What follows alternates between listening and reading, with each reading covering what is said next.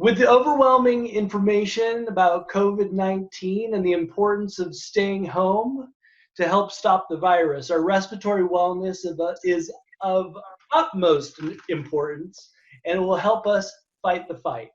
Today we're talking with pediatric physical therapist Galen Okazaki, who will share why it's important to build our respiratory resiliency and provide a few simple exercises that we can do at home.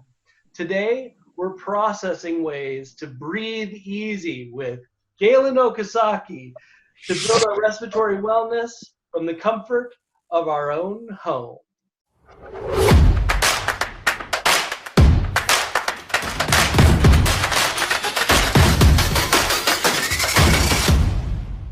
Galen?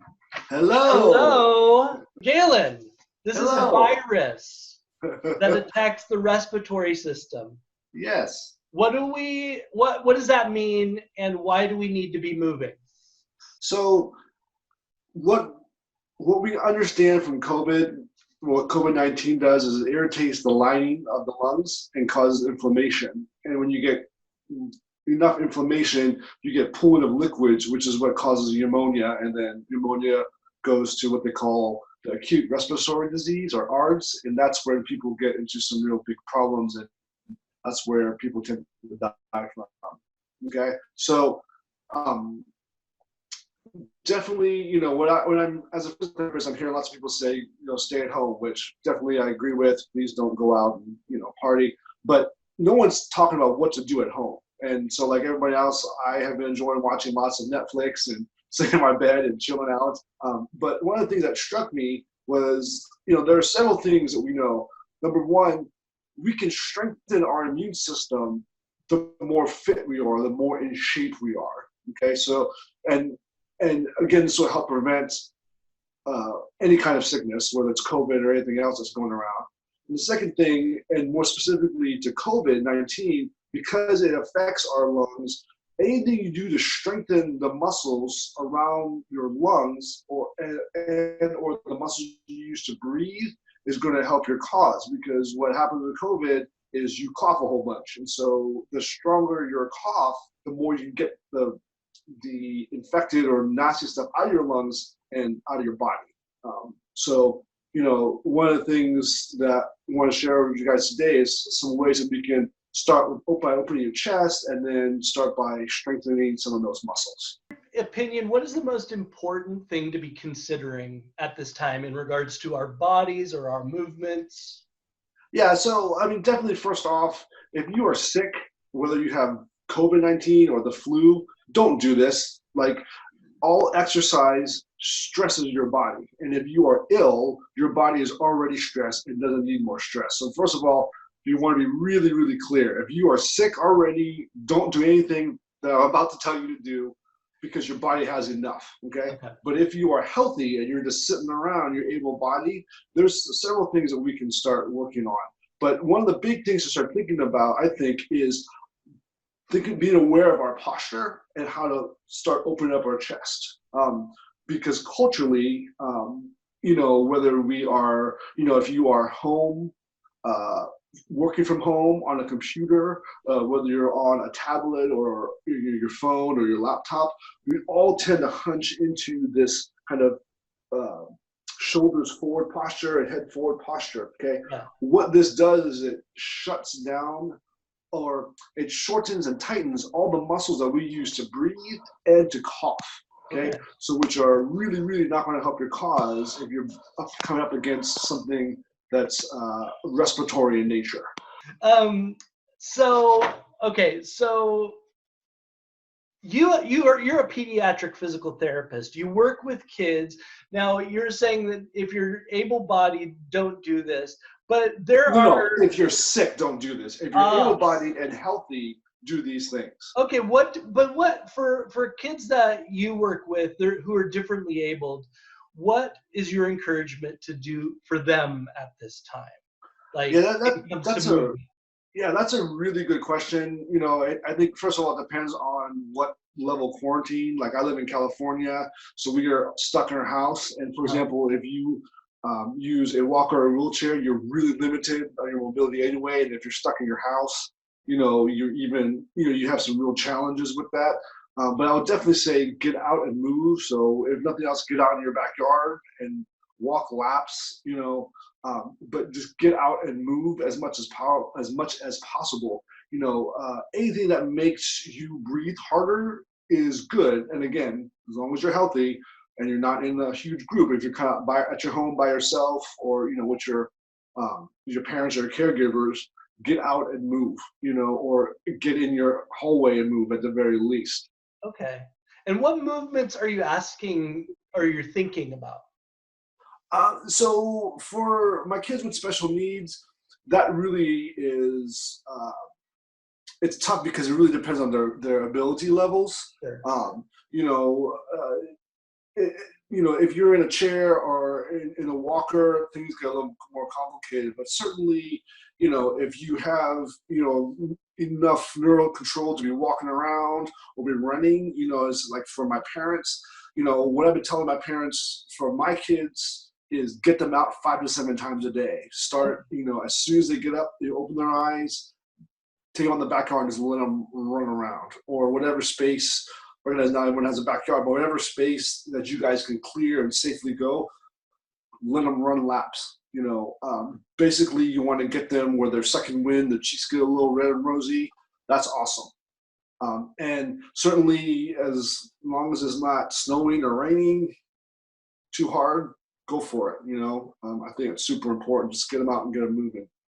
So respiratory health is actually just getting it going. Yeah, it's so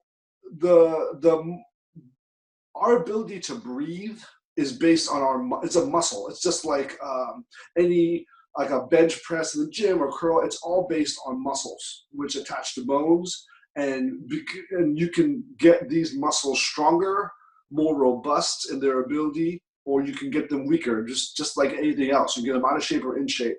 Right now, the gym is out.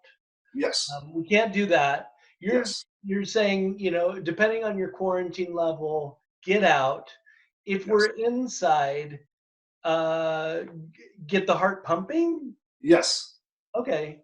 So there's a couple of, so we can talk exercise in particular, but one of the things I like that you can do, there is, the whole cadre of, body weight exercises, push-ups, sit-ups, squats, and if that is your thing, that is one option. But one of the things I like doing is, they're called Tabatas, or high intensity interval training or HIIT training.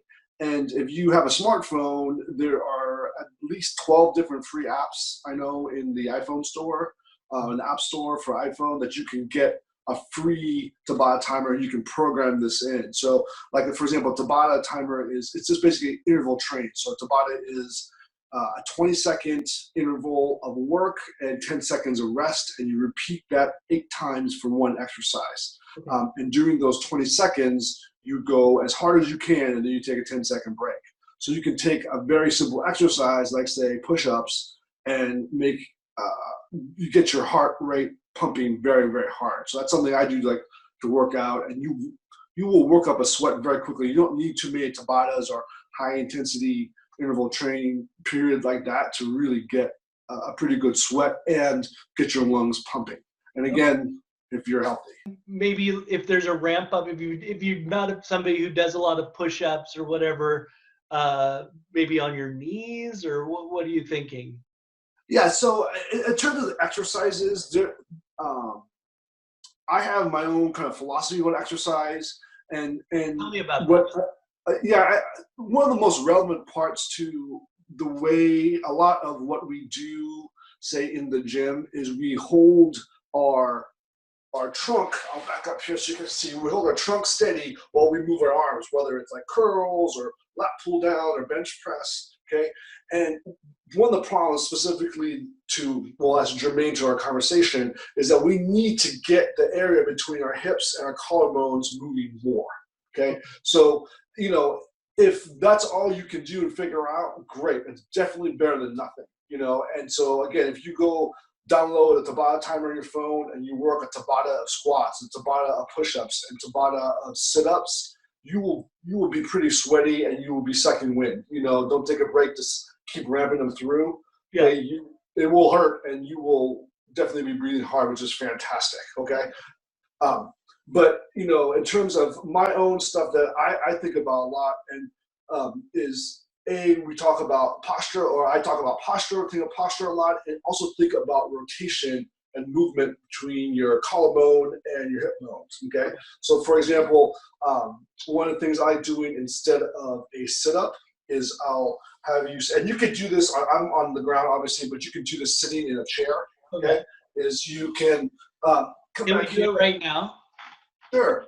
Okay. So basically what you're going to do is you're going to come and you're going to shift all your weight onto one cheek. Okay. So I'm going to go to my right. So if I come here, I'm going to shift all my weight over to one side. And then I'm going to take my sternum and I'm going to rotate it 90 degrees off.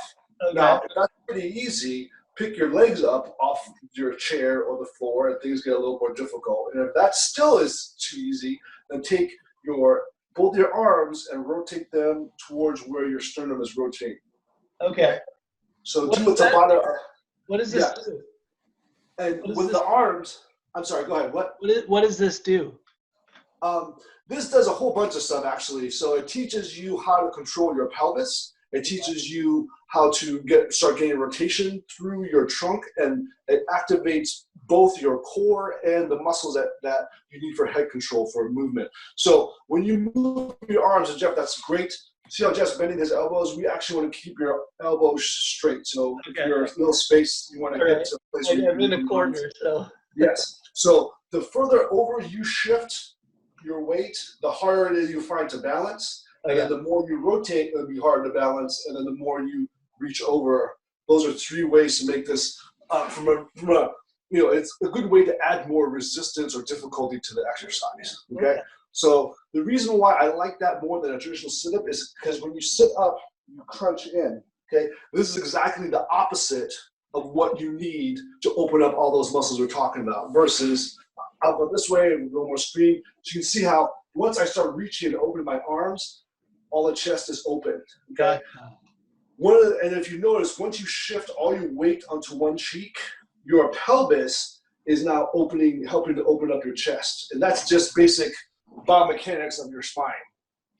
Okay. So I really like that, for example. And if you just shift, you go right, left, for example, one of those high intensity interval, like the Tabata, that's a good workout. I did that yesterday and I'm pretty sore right now. So this is the graphic. It was something that you kind of suggested to me earlier, is set a timer, then find like kind of a new way to move if you're moving with family or whatever, and then try to do something that opens the chest wall.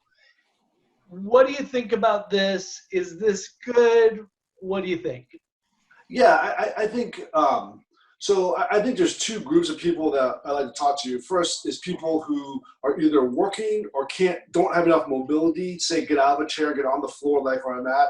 And again, you guys all please respect your abilities. If you are, let's say, have some orthopedic injuries with your knees, your hips, your spine, whatever, then scale it to wherever you're at, right? But talking to the people who don't and can get up off the floor safely and get down, that are stuck in chairs working, some of these, like this weight shift thing is a good thing. I can talk about a couple more things, but we want to basically if you get between your hips and collarbones move, okay, you will get the rest of your body moving pretty well. Okay. And and it's a good way to break up the day. So, if you are, say, working from home, versus, virtually, like, on the app like Zoom or whatever, break up your day and move your body. Okay. If you are a couch potato, break up your day and move your body. So, start thinking about, one of the things I've been telling my patients is, like, let's say, I don't know, you're binge watching and it's an hour show. Every hour at the top of the hour, just press pause and spend maybe 10 minutes to start moving your body in a different way. Same thing if you're at work, put a timer, use your phone, put a timer after on top of the hour, move your body in a different way. Okay. Is this intrusive to your lifestyle? Yes. Is this really going to harm your productivity at work? I don't think, spending a couple of minutes, is going to really impair you. But certainly if you're a couch potato, all you're doing is watching, like, is definitely well worth your time. I have one patient, and I actually treat adults as well. I have one patient, she just got a total hip replacement 3 weeks ago, right? And she's quarantined. We're very limited with what we can do. And I know she likes to watch a lot of TV. So I said, look, every episode that you start or every commercial break, get up, walk. Just walk down your hall, walk back, or do one of our exercises, come back and restart. And that way you can get a ton of reps in. And that's one way to kind of help your body move that's hopefully not too intrusive that make you want to quit. Yeah. Yeah. So there's a couple questions in here that says, what are simple ways to help with our posture to bolster our respiratory health? Cool. That's a great question. So your postural control, especially when we're talking about sitting, is all centered around your pelvis. Okay. So when I have people in my clinic come in and we have to talk about posture, okay, I love everyone's going to sit up taller. So, this is all about your pelvic function and your movement. So I'm going to actually come to the side here. So when I roll my pelvis backward, okay, this is what my posture looks like. Okay, so if you think about your lazy boys, recliner, any kind of recliners, your sofas, this is exactly what happens in your sofa, right? It's fantastic if you have a big cushy thing here because literally all your muscles that stabilize your posture are now off. And the sofa is doing all the work. This is why it feels fantastic, okay? It's also why after, let's say 45 minutes and all those muscles that are supposed to hold them up are fatigued, why I go into this when I'm, say, on the computer, right? Is because you're just tired, you got nothing left, and so you just come here. Now, at this point, what's holding you up, you have a little bit of muscle activity, but it's mostly the bone-to-bone vertebrae and the ligaments, which connect bone to bone, is what's holding you up at this point, okay? The problem with this, like we talked about, is I have just collapsed all of those muscles that I need to breathe, okay? And so if you put your hand on your chest and kind of cover, this is what I have my people do, cover down on your whole chest, come down, and feel how much excursion you get in your rib cage. It's not very much. Okay, versus if you sit up with good posture and you feel, okay, it's very different. So this is why this is germane. So how do we fix this? It's real simple. Get your pelvis and roll it forward. So if I'm sitting at a desk here, I'm going to roll it towards my keyboard, towards my monitor. Or if you're sitting and watching television, roll it towards the TV.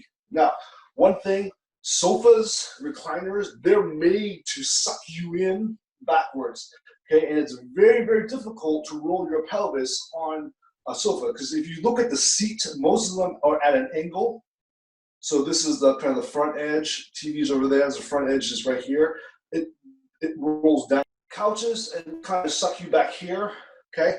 This is where you need to be. The only thing I'm doing here is I'm rolling my pelvis forward. That's all I'm doing. So really, really simple. Just take the two bones in front of your hip bones, and just pull them in front.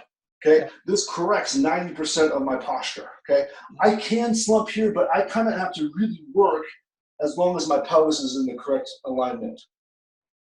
Okay, so this is how we correct it. Now, the problem is that these muscles, which aren't used to working for a lot of us, get really tired after a while. So maybe we get 5 minutes at the most, and then we start getting fatigued and start kind of coming down here. So one easy way, and this works really well for if you have a chair with a continuous back, okay?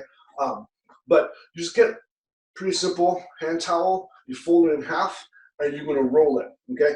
People always ask me about using a pillow. I don't like pillows because they deform and they get too flat, okay? What I like about towels like this is they'll squish and deform and then they'll hold the form after a while. And they're soft, they're not gonna it's not like sticking a rock back here. So they're still comfortable, but they'll hold the form enough to put your pelvis in the correct position. So real simple, pretend I'm sitting in a chair here. All you're gonna do is you're gonna get the roll about this big, okay? And you're gonna stick it right above your belt line or your waistline for you ladies, right here, okay? And you're gonna scoot your butt all the way to the back, and you're gonna kind of sandwich that between your spine and the back of the chair, okay? And what this will do is it will hold your pelvis in that, we call it a neutral position, to get your posture correct, okay? What I generally tell my people is pre-roll some of these, and you can use duct tape or sew to make these rolls, and just leave them in your chair, so that when you come sit down, especially on like if you have like a set workstation, if you drive a lot in your cars, okay, you just take it and you just kind of stick it right there above your belt line, and it's going to help hold you in place, okay? Just that little bit of how much it moves your pelvis forward goes a long way in keeping everything open. Hey, you said walk the hallway. I think that's a great one. What else can we do? Yeah, so just a couple of things I like to work on. Again, one of the guiding principles that I think about is human movement is what I call asymmetrical. So we do two different things with either side, the right and left sides of our body when we move. It is also complex in that it's multiplanar. We get some rotation through here, okay? So a couple of things I like doing, if you guys remember bear crawl, and again, I want to reiterate this again, if you are ill, don't do this. This is for people who are healthy, who are just kind of sitting around, or, who are at home a lot more and don't, have access to your gym routine is disrupted, or your fitness routine is disrupted. I think we have a Zumba instructor around. I get it, we enjoy our routines, but, because this quarantine is disrupting it, some other things we can work on. Number one, I really like bear crawls, okay? Bear crawls, basically, I'll demonstrate really fast, but it's just basically you're gonna get on your hands and your feet, get your butt down, and then you crawl. Okay. That will burn lots of calories and get your heart rate up very, very quickly. That is a very, very unpleasant Tabata to do, okay? That's a fantastic one. All you need is a hallway, right? And your Tabata timer, and you will sweat and get your heart rate up very quickly. I think there was a question about inversion. Yep. So there's a couple things with inversion.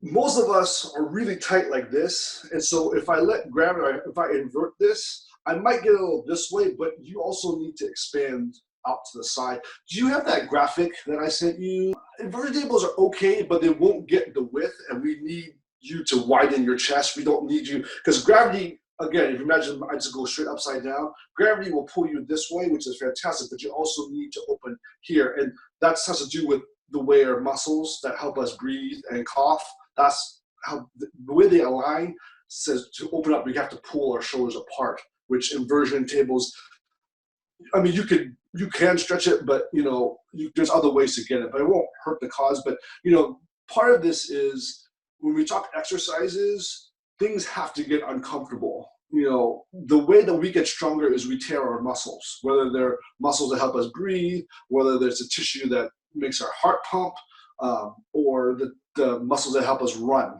Okay, if you're not uncomfortable, you're not really doing anything to increase. So that's one thing to think about.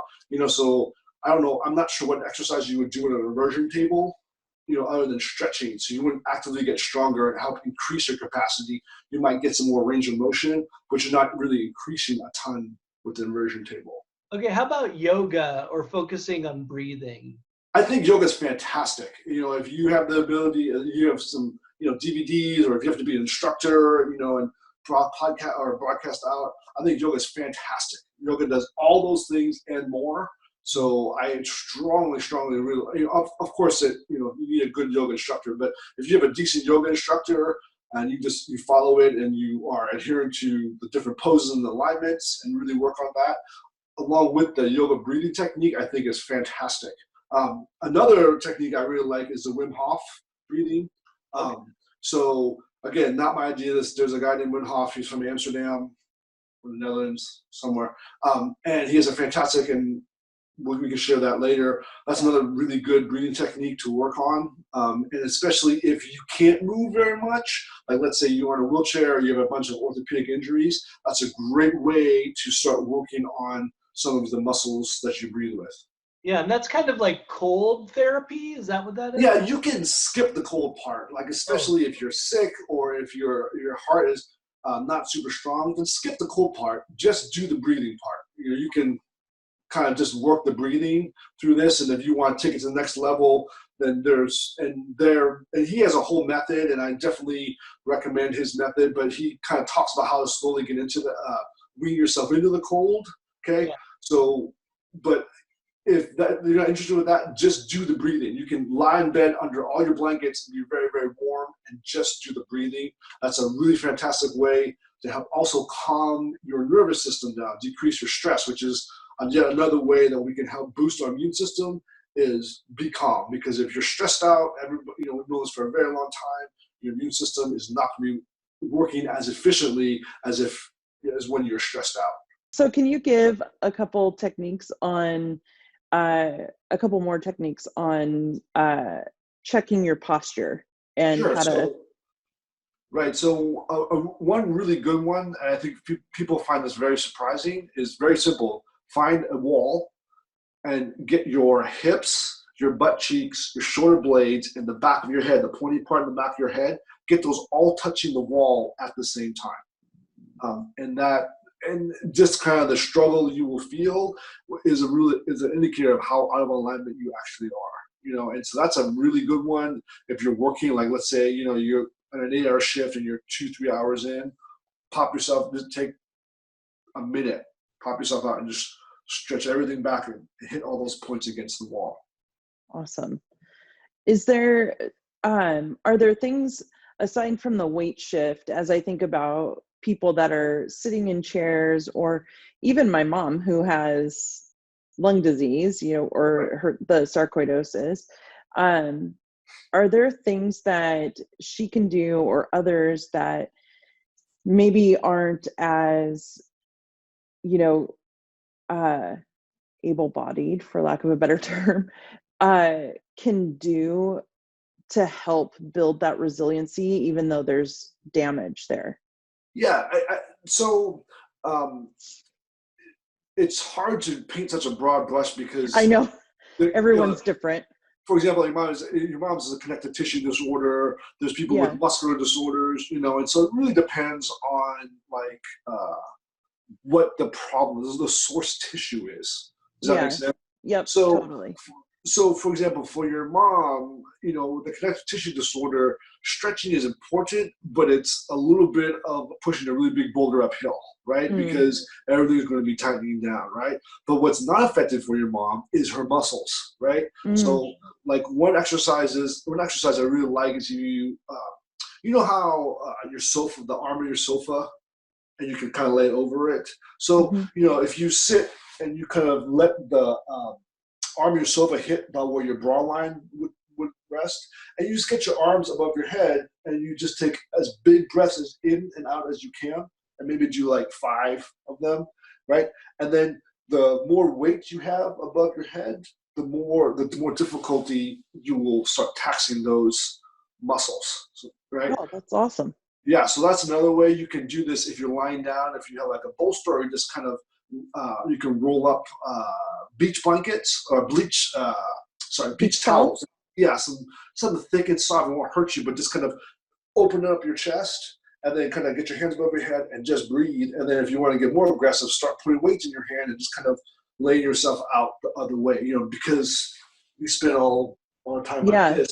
So anything you do to reverse that curve, and ironically, the apex of that curve is about most people where the bra line, if you're a lady, would sit. If you're a dude, it's just the bottom of your shoulder blades. Okay, if you just lean against something like the sofa or lie over something like a roll towel and open up the curve, you definitely can start work. That's another way we can very specifically work on strengthening those muscles. Another way I told Jeff that you can do with the kids is if you get cotton ball and straws and you just blow the cotton ball back and forth, right? Like on the floor? Yes, on the floor. Yes. So the reason why when you do this on the floor, make sure your sternum, not your chest, but your sternum is touching the ground. So you have to again reverse that curve. right? And open. Okay, so guess what? As soon as I start blowing, all those muscles have to work like gangbusters because they're only used to working in this very shortened length. So as soon It's as like tummy time for kids when you do tummy time for babies. It's like that. We need tummy time, yes. And again, if you're able-bodied and you're not sick, that's a fantastic. Get on the floor, lie down on the floor. Like if you guys are like reading books or playing a game, put your chest on the floor, force yourself to come up. If you do that and you have low back problems or your back hurts, squeeze your butt cheeks, because what's happening is, your low back is your lumbar spine. Your cervical spine is your neck. Everything in between is your thoracic spine. And your thoracic spine is what's curved forward for most of us, right? So we move out over here, okay? So what we really need is extension, which is this motion of your thoracic spine, okay? When we collapse forward, we're in this end range of flexion of our thoracic spine, and it makes it hard to breathe. So anything you do, for example, when you lie on the floor and you force that open, okay. Now, what people will tend to do is, instead of reversing the curve here, sometimes they'll just get all their lumbar spine. Okay. So if your back starts getting sore, your low back starts getting sore, squeeze your glutes, squeeze your butt muscles, like you're holding a pencil between your cheeks. And what that'll do, you're assuming I don't do that normally. Sorry. When you squeeze your butt, then you won't use the low back, and that should take away all the pain. Oh, that's awesome. Yeah. Nice. Thank you for that. Thank you for all of those. No problem. It's nice to have simple and more intense things to leverage depending on where you fall on the spectrum of ability, because I know I think about, even for myself, or people like my mom, or other people who might be unable to get down on the floor, to be able to do certain things on that spectrum is so helpful, because there is such a feeling of, what can I do? What can I do? What can I do? Right. And to have something that is, you don't have to leave the house to do it, but also if you can go on a walk outside, go on a walk outside, or let the kids run outside, do that. Right. There's I think a sense and a feeling of being trapped right now. Yes. And so even just getting up and moving in your home, we don't have a backyard. So, right. But the sense of like, nope, we're going to get up and move. We've been doing a lot of Just Dance with Betty Lou on the Switch. Right. And like at the end of that, we're sweating, and I'm like, right. We just danced to, 6 songs, but now but because we've been moving and whatever, and it's super fun. Right. We're still moving within the confines of our own home. Right. For the people in apartments, I think doing stairs is not very fun, but it's a fantastic way to, your heart rate will go up way up and you'll be sucking wind pretty fast. Yeah. So, think of, you can do like a, oh my gosh, I'm blanking. You can make games up about, I don't know how many flights you go up. Up and down. If it's just for you, you can just grind on the stairs. That's another, and I was thinking too, for the people with some of the mobility challenges, even something like a squat, like you could do a squat over your couch, right? So if you have challenges with your balance, right, and just sit over your couch. So one thing I like, especially about the squat, is it'll make you use your glutes, which is going to get everything firing. But for the squats particularly, you want to move your hips back first to come down. So it's almost like you're sitting on the toilet. So do this over your bed or do this over your couch. So if you lose your balance and fall, you're going to fall on your couch, right? Yeah. So that's a great way. And using the big muscles in your body generally is going to make your heart pump faster and your lungs pump more oxygen. Awesome. So like that's another really good thing where it's like, if you're worried about, your balance, do it over your couch or do it over your bed, or like the sitting one with the rotation. Yeah. Sit in the middle of your bed, right? Oh, that's so if awesome. You lose your balance and fall, you're just gonna plop on your pillow. Go to sleep. Right? Yes. Knock out. So you can definitely adapt a lot of these things either on your bed or over your bed or over your sofa where, you know, you're just going to plop down. Well, that's great. I really like that because I was nervous about how, like, you're showing me the puffball exercise, and I was like, I don't know if I want my mom, doing that. So you could do it on the table. Yeah, but I really like that idea of, like, squats over the couch, squats. I mean, that sort of stuff. I can feel safe with, hey, mom, do some squats over the couch, Yes. You can do squats. You can do my sitting kind of one cheek thing in the middle of your bed. It's a little squishy, so it's actually probably going to be a little more challenging because you're going to be on a squishy surface and not on a hard surface. And you can certainly do this on a chair, and as long as the chair is not going to tip, you're going to be okay, So, you can definitely put more variety in terms of how you do this, and so safety is definitely a big thing because, it's kind of crappy to mess with your balance while we're out in quarantine running away from COVID. So yeah, seriously. What about just lifting the weight of vodka and drinking it? No, this is where the interview goes wheels off.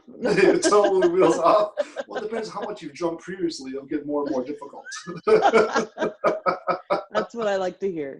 So what you're saying with your medical expertise, the more I drink, the better. No, I'm saying it's going to get more difficult. I didn't say it was better. We'll edit that part out. Yes. So, Galen says, drink more vodka. That's going to be the headline. Totally. Drink more vodka. Yes. Everything. Oh my gosh, it's so good. Galen, what is one final thing to leave us with? Yeah, as long as you are healthy, get moving. That's, what I would like you guys to hear. There's lots of ways. The high intensity interval training, the Tabatas, those are a great way to kind of get a sweat where you use very little, to stress your respiratory system. It's a great way to get in shape pretty quickly, okay? With very little equipment, you just need a little bit of space, okay? So I think, there's options. It's not ideal. Some of them may get very boring, so you listen to music, whatever, to get you motivated up. But especially if you are in that age range, that 65 plus, I would definitely recommend, I've been telling my parents this as well, get moving, don't stop, don't sit in front of the TV. That's about the worst thing you do is sit on TV, watch some media and get really freaked out. It's about the worst thing you can do to help yourself or prepare yourself or help yourself fight this virus.